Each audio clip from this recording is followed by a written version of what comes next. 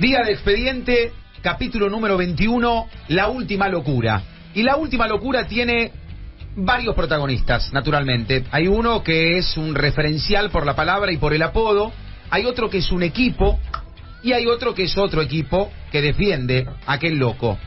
Deportivo Armenio. Deportivo Armenio que hoy milita en la primera división B metropolitana, que terminó segundo en el torneo clausura, que va a jugar por la lucha para llegar al torneo nacional, el torneo reducido frente a Sportivo Docsud, pero que en algún momento pisó la primera división del fútbol argentino. Fueron 2 temporadas en la primera división del fútbol argentino, y en la última, entre otros lujos que se dio, enfrentó a Boca Juniors, enfrentó a River Plate, pero hay un par de partidos que van a quedar para siempre en la memoria. Un club fundado el 2 de noviembre del 62, que empezó a jugar en AFA en la década del 70, que tuvo 2 años en la categoría de aficionados, que en el 76 fue campeón de la C, que el año siguiente fue tercero en la primera B y que sorprendió, que en el 84 descendió, que en el 85 fue en la tercera división, un equipo que empezó a dar que hablar, y en el torneo que es campeón Defensa y Justicia, Armenio vence a Merlo, a Docsud y a Almagro en la final del torneo reducido, y termina llegando nuevamente a la segunda división, para después dar el salto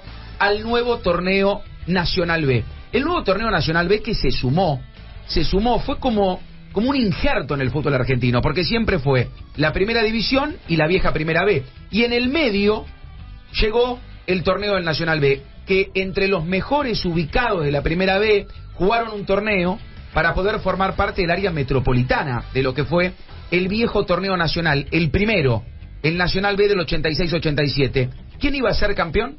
El Deportivo Armenio. La gran sorpresa del fútbol argentino. Previamente tuvo jugadores como Héctor Escota, como Rubén Sá, como los hermanos Villarreal.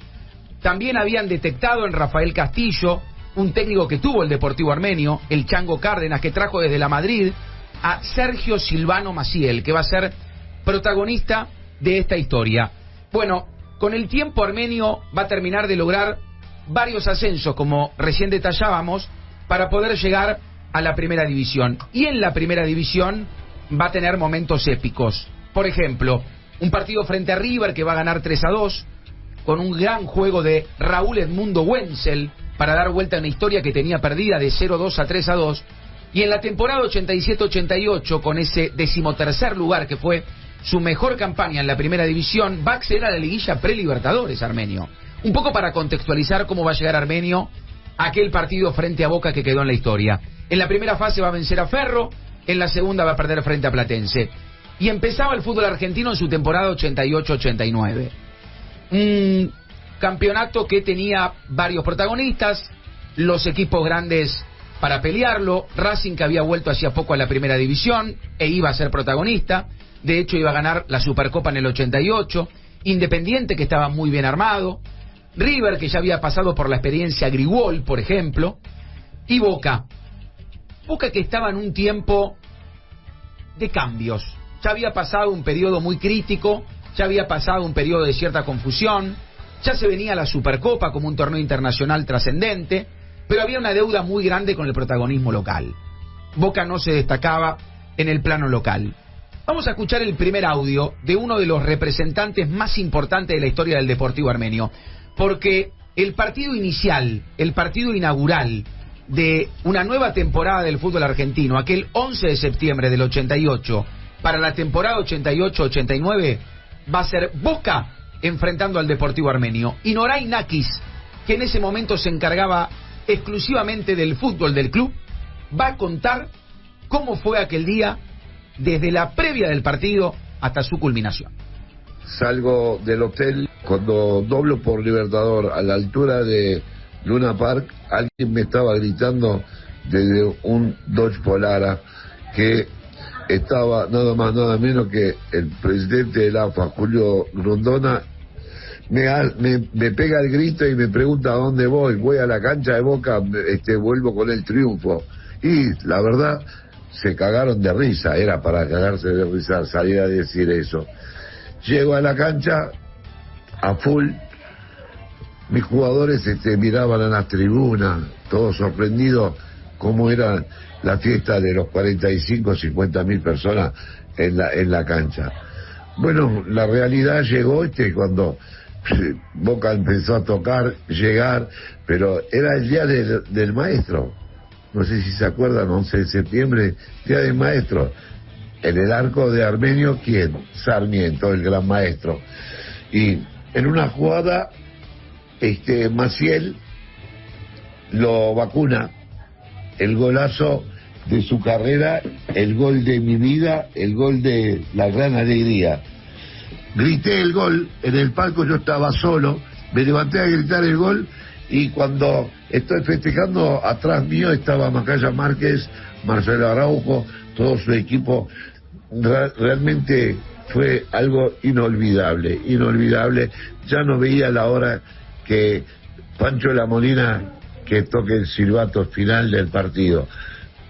Hasta el árbitro se acuerda, Noray. Claro que sí, porque fue obviamente el día más importante de la historia del Deportivo Armenio. Primero porque disfrutaba de las mieles de la primera división, segundo porque se daba el lujo de llegar a la Bombonera, y tercero básicamente porque ganó el partido. Boca fue con Hugo Gatti en el arco, Abramovich, Richard Tavares, Pablo Ervina, Enrique Rabina, Claudio Marangoni, Fabián Carrizo, Carlos Daniel Tapia, Alfredo Graciani, Walter Perazo y Alejandro Barberón. Uno de los tantos buenos equipos que no se consagró en Boca. Exactamente, dirigido por José Omar Pastoriza. Jorge Sarmiento, la figura del partido, para el diario Clarín por lo menos, atajó 77 de los 82 partidos de Armenio en primera. Ricardo Gándaras, Miguel Gardarián, Daniel Kuchen, Adrián Fernández, Ítalo Ortiz, Ramón Gallardo, Lorenzo Frutos, Silvano Espíndola, Sergio Silvano Maciel, el autor del gol, y Walter Oudoukian, fueron los 11 del Deportivo Armenio. Armenio, que llegaba a ese partido con la ilusión de poder tener un buen desempeño, y que era un equipo que literalmente representaba una rareza para la primera división. Primero porque era un equipo nuevo. Mediando los 70 empezó a participar de los torneos de AFA. Había pasado poco tiempo, ni 20 años. Tuvo ascensos meteóricos, era el tercer equipo de una colectividad. Deportivo Español, Deportivo Italiano, el Deportivo Armenio. En el 81 habían coincidido por primera vez los tres en un campeonato. Ascendió de nuevo, descendió, volvió a ascender, apareció en el Nacional B, lo ganó de punta y punta, tuvo 34 partidos invicto, una barbaridad, llegó a primera, sostuvo el primer año, jugó liguilla y llegó a la Bombonera. Hay más para contar de aquel día después de dar las formaciones, pero vamos a seguir escuchando testimonios, porque Miguel Gardarián era referente, era capitán, con el paso de los años fue técnico en el ascenso, jugó en el ascenso con Armenio, jugó en primera división, y también jugó aquel partido. Audio número 3. ¿Cómo lo vivieron? Miguel Gardarián.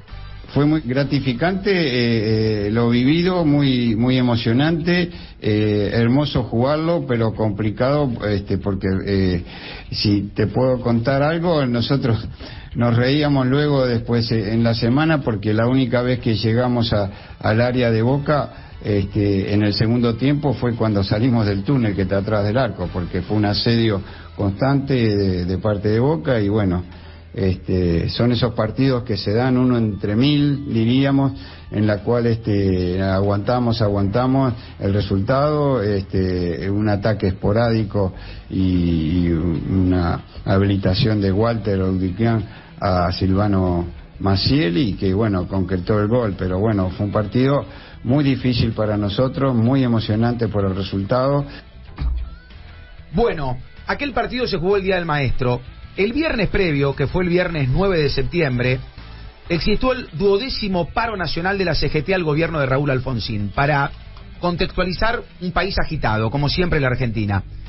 Ya en lo que había sido el torneo para Boca, Pastoriza, su entrenador, tenía la inquietud de traer un arquero más. Se había fijado en un joven que era muy interesante, Carlos Fernando Navarro Montoya, futbolista que llegaba como alternativa para formar parte de aquel plantel.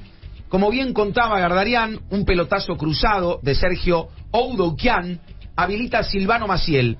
Gatti intenta anticiparse, como siempre y de distintas maneras. Uno de los mejores arqueros de la historia absoluta del fútbol argentino. Quiere salir con el pecho.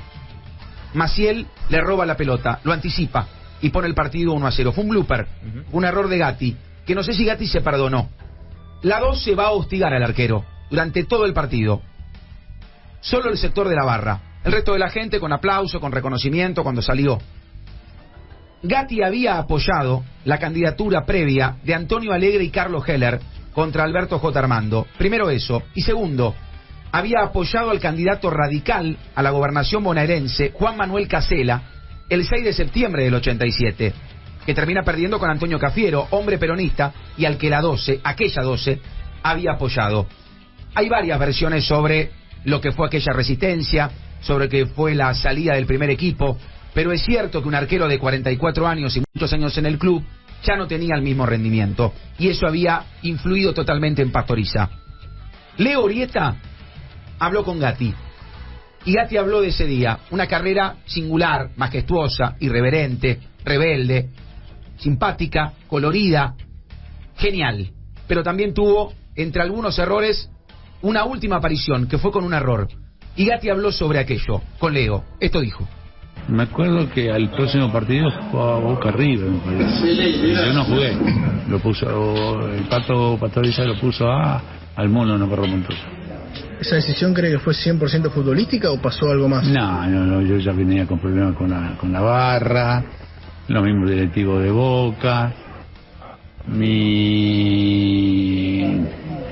mi pasaporte ya decía 44 años, entonces influía.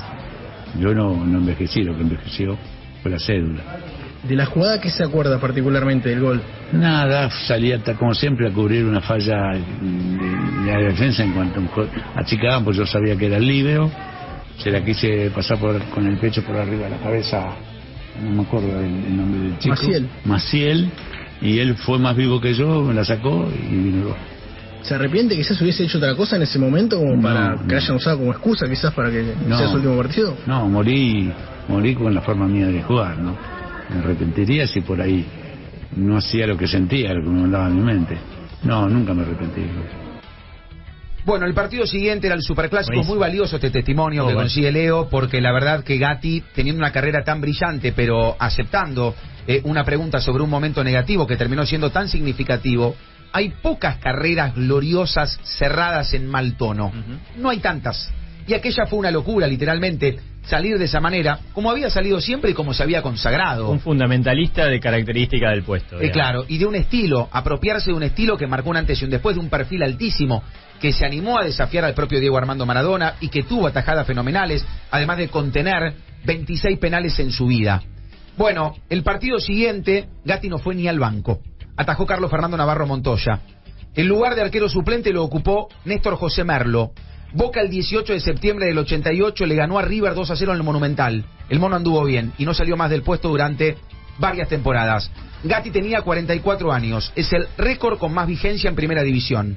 26 años en primera. Se seguía entrenando. En el banco nunca se sentó después de aquel partido. Manifestó que hasta el 89 él era jugador de Boca y que Pastoriza entendía poco para sentarse en aquel banco a dirigir al Ceneice. Nunca más atajó en el club. Se despidió una década después. Atlanta entre el 62 y el 63. River, 4 años hasta el 68. Gimnasia entre el 69 y el 74. Un año en Unión. Boca, del 76 al 88. 817 partidos atajados. Bocini lo sigue con 714 jugados. Atrás, Navarro Montoya, con 683. 7 veces campeón con Boca, siempre con Boca. Impulsor de un estilo, entre los mejores de la historia.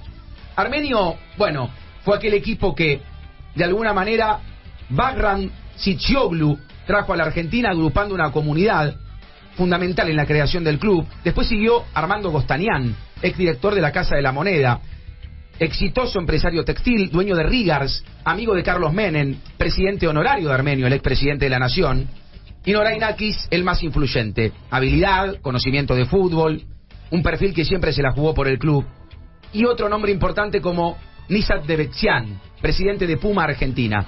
Personalidades muy influyentes, socios de altos perfiles y de buen nivel económico que potenciaron a Armenio para trascender, para ascender, para llegar a primera, y que hoy, un poco con nostalgia, antes Armenio blanco y negro, después verde, también para elevar el perfil, buscará el retorno al Nacional B, donde empezó aquella historia brillante, donde un invicto de 34 partidos lo llevó a primera, lo llevó a ganarle a Boca y lo lleva de nuevo a la ilusión de llegar a la segunda división del fútbol argentino. Gatti, el mejor de una era, el mejor del tiempo, el mejor o entre los mejores de la historia, junto con el Pato Filiol. Pero después de aquel día no atajó nunca más. Buenísimo, buenísimo con ese testimonio tan valioso para una fecha inolvidable. Una fecha inolvidable. Todos teníamos muy pocos años, bueno, nadie no había nacido, pero todos recordamos absolutamente esa jugada y la vimos 1000 veces. Me encanta la personalidad de Gatti en este testimonio diciendo: tuve que ir a cubrir el error de un defensor. Se la quise pasar de pecho por arriba de la cabeza, como hacía siempre, cuando se fuese fácil. Mal parada, el pase fue genial, pero la defensa queda muy expuesta. Mal parada, y morí con mi estilo. Murió con su estilo. Eso era Gatti. Exactamente. Gatti era tratar de vivir con su estilo, ¿no? Pero solamente solamente podía salir así. En la respuesta de un minuto, Gatti se olvidó el nombre del delantero que le había hecho el gol, me parece más importante, pero para mal de su carrera. Ninguneó un poco a los defensores y le atribuyó su retiro a la cuestión política también. Con el tiempo tuvimos otros momentos de Armenio, pero fue ese más que cualquier otro. Totalmente. Producción integral de Martín Manuel Prado. Otro expediente, el número 21. El 22 también será bajo los 3 palos.